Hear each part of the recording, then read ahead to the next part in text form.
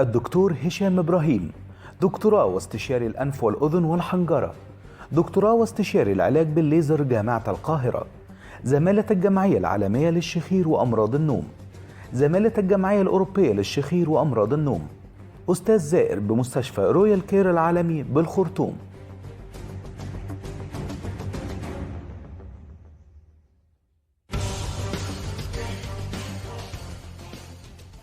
اهلا بكم. النهارده حلقه من تراث خاص.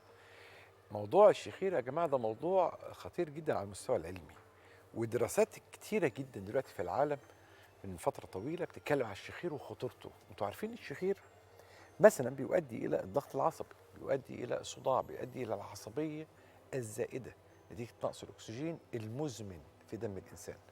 الشخير وجدوا انه له علاقه وثيقه جدا بضغط الدم المرتفع، لقوا انه له علاقه وثيقه باضطراب ضربات القلب.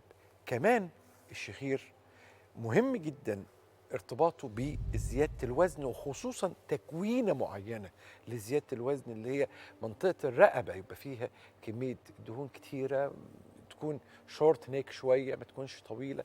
كل ده ارتبط بموضوع الشخير. الشخير ممكن يؤدي الى نقص اكسجين، ونقص الاكسجين ده يؤدي الى كارثه مهمه جدا، لانه ممكن الانسان وهو سيء الاكسجين يقل فيبدا تركيزه يقل، ممكن ينام وهو سيء، ممكن ينام وهو بيشتغل على آلة خطرة، يكون في مصنع آلة خطرة بتشتغل جنبه، كل الآلات خطرة، هو مش ما بيشتغلش الرت، يعني بيهدي الدنيا شويه، الآلة بتشتغل وهو ينام يفقد توازنه، ممكن يحصل مشكله كبيره جدا. موضوع الشخير واضح انه اكبر مما كنتم تتخيلون، واكبر مما يتخيله الكثيرون، وهذا هو عنوان الحلقه النهارده. عنوان مهم جدا، والنهارده اسمحوا لي نرحب بضيوفي. النهارده عندنا الموضوع في ضيف علمي طبعا، صاحب مقام متميز للغايه، وفي حاله مرضيه هتحكي كمان. النهارده اسمحوا لي ان ارحب بضيفي العزيز الاستاذ دكتور هشام ابراهيم.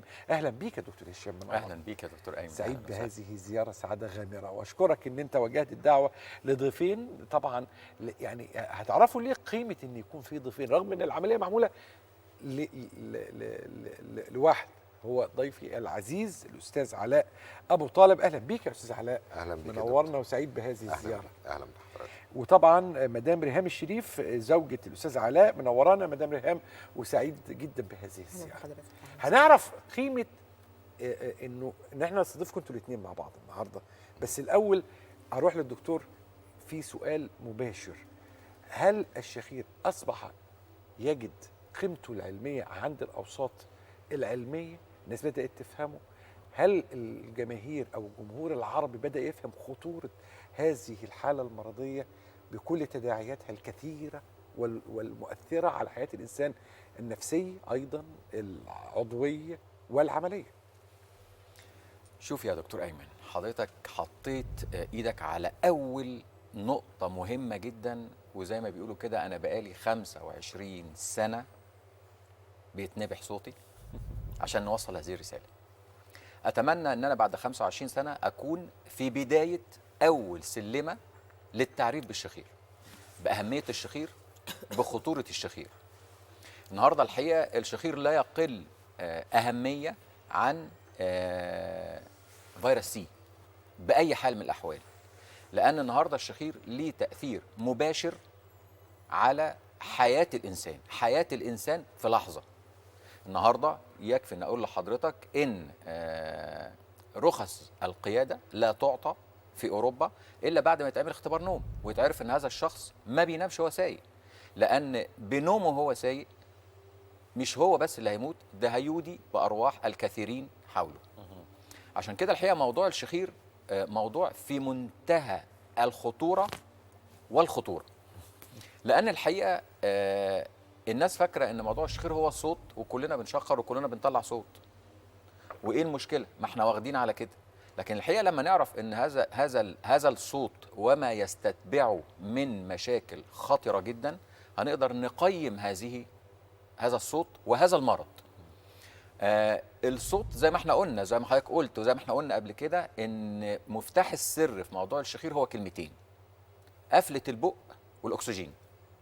الاثنين دول لو قدرنا نحلهم اتحل موضوع الشخير واتحلت كل قصص الشخير. دي المجرى بتاع الهواء والنقص الاكسجين. بالظبط. حضرتك قفلت البق وحضرتك نايم، النفس بقى طبيعي، ما فيش شخير وما يستتبعه.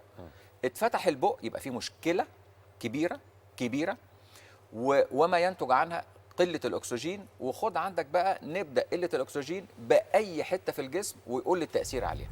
او للمخ مثلا، قلل الاكسجين على المخ، هتصحى الصبح ما انتش مركز، هتصحى الصبح التركيز قليل جدا، عندك نسيان، على الجهاز العصبي هتبقى طول النهار متنرفز مشدود، على القلب هيبتدي يبقى فيه ضغط، ويبتدي فيه مشاكل في القلب بذبحه وما يستتبعه بكل مشاكل القلب على جميع المستويات، وبتوصل ليه ان احنا بنعمل قلب مفتوح عشان نحل مشكله القلب الناتجه في كثير من الاحيان عن موضوع نقص الاكسجين.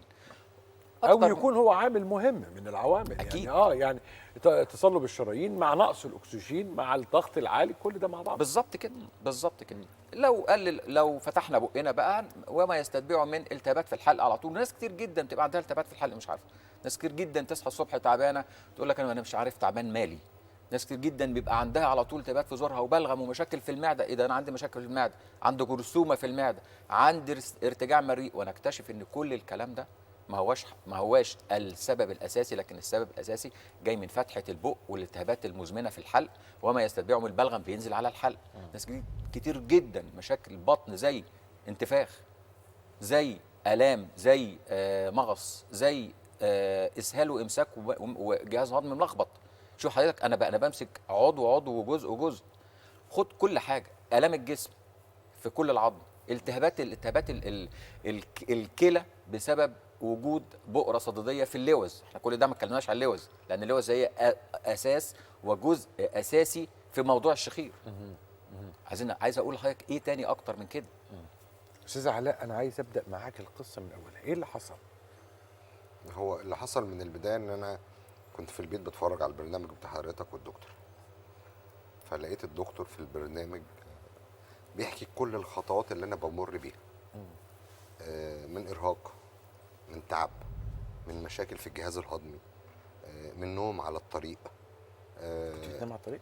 انا وانت سايق؟ انا نمت يعني اوريدي، انا عملت حادثه على الطريق يعني الحمد لله وربنا ستر. يعني انا اول مره انام على الطريق. بالليل ما كنتش بعرف اخد نفسي كويس، كنت ممكن اقوم من النوم ان انا يعني اللي هو مفيش نفس، النفس مقطوع. حصل معايا في شغلي، يعني انا في شغلي حصل معايا ان انا جيت في نص شغلي كده نفسي وقف، يعني كاد ان انا قلت خلاص انا بموت. ده بجد.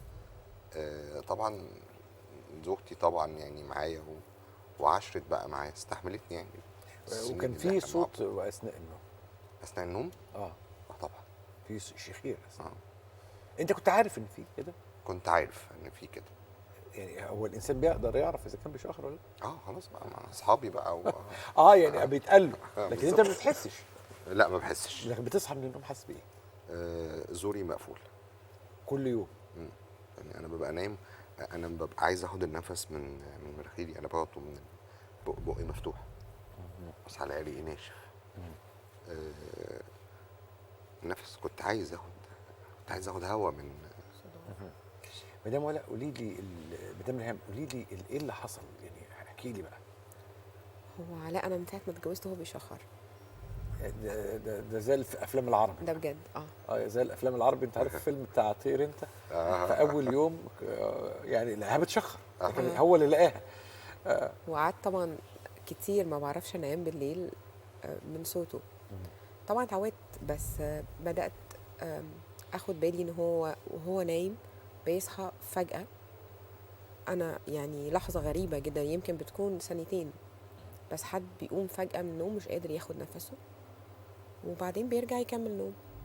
الفتره الاخيره بقى طبعا حاولنا كتير، موضوع الشخير كان بيضايقه لما بيبقى راكب الطياره، لما يكون مسافر مع اصحابه وحد معاه في نفس الغرفه بتاعته، فكان يجي يقول لي فلان قال لي انا ما كنتش عارف انام من صوتك.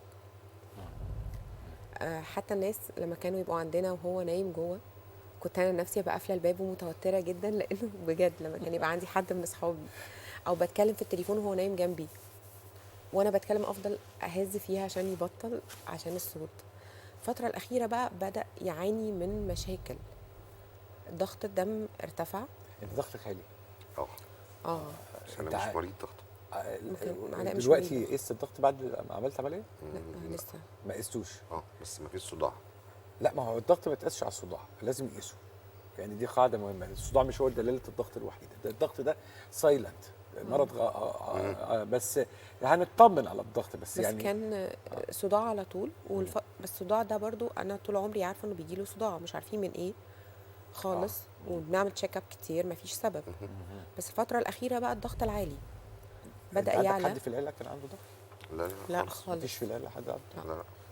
وبدانا نعمل تشيك اب فعلا، لانه بدا يعلى كتير ويروح لوحده يعني. عايز اسال برضو، يعني في طوال الفتره اللي فاتت كان في محاولات ان احنا ندور على المشاكل دي سببها ايه ولا ايه؟ طبعا رحنا للدكتور من سنه بالفعل، انف واذن وحنجره، وهو شاف عند علاء بعض من المشاكل. انه في ارتخاء في سقف الحلق، طبعا بيشخر اوكي، بس دخلنا في قصه تانية خالص.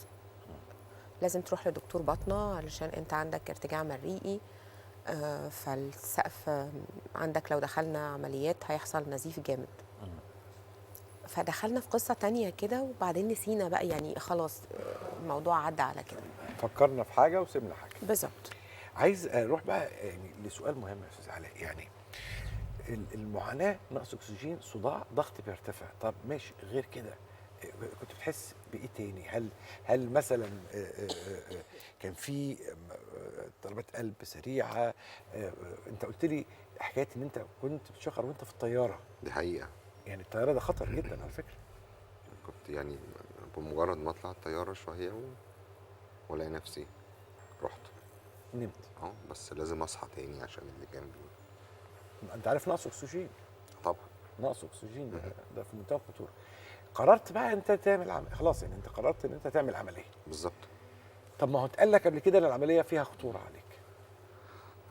انا دخلت في سكه تانية لما رحت كشفت عند الدكتور، فتدني في سقف الحلق واللوستين نفسهم متضخمين. قال لي مش هعرف اعمل لك العمليه الا لما هتظبط. قصه تانية انا دخلت فيها. لكن بالفعل انا لما خلاص نسيت، لما شفت الحلقه بتاعت حضرتك بتاع الدكتور هشام قلت لا فعلا هو الدكتور بيوصف بالظبط الحاله اللي انا بمر بيها او الحاله اللي انا عايشها. انا خدت القرار في لحظتها.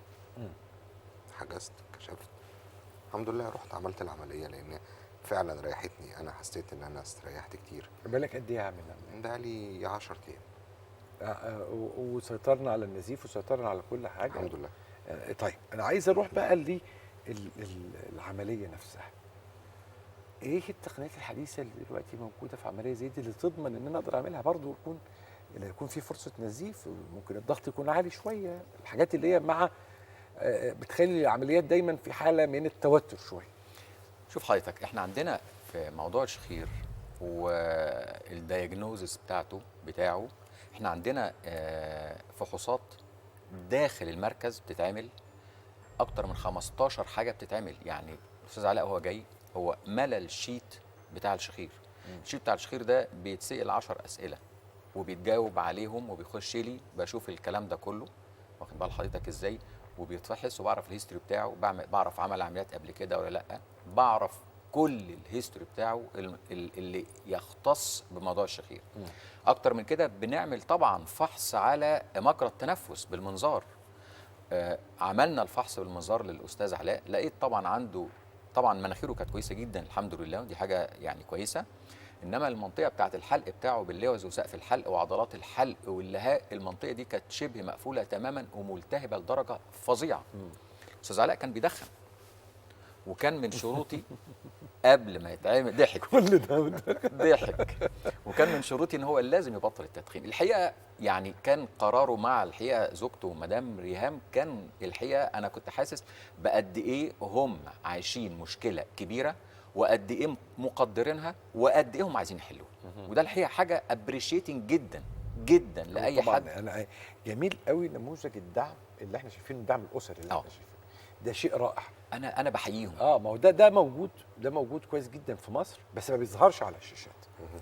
يعني في اوروبا هم بيصدروا، امريكا بيصدروا الكلام ده عشان بيعتزوا بشكل الاسره. احنا للاسف ما بنصدرش ده للشاشه، ما بنصدرش النموذج الايجابي الجميل في الترابط بين الزوج والزوجه. انا بحييكم انتوا الاثنين على كده يعني. لكن يبقى اللقاء معكم ممتع جدا. انت نورتنا يا استاذ علاء. ربنا يخليك. نورتينا مدام ريهام. طبعا كالعاده دكتور احمد، يا دكتور هشام، انت منورنا وسعيد جدا بهذه الزياره الرائعه. الاستاذ دكتور هشام ابراهيم كالعاده مبدع في حواره. الاستاذ علاء ابو طالب نورتنا وشرفتنا. مدام ريهام الشريف نورتينا وشرفتينا.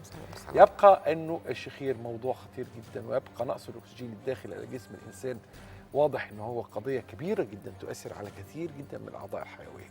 خلي بالكم من نفسكم وخليكم دايما مع ناس الحيويه.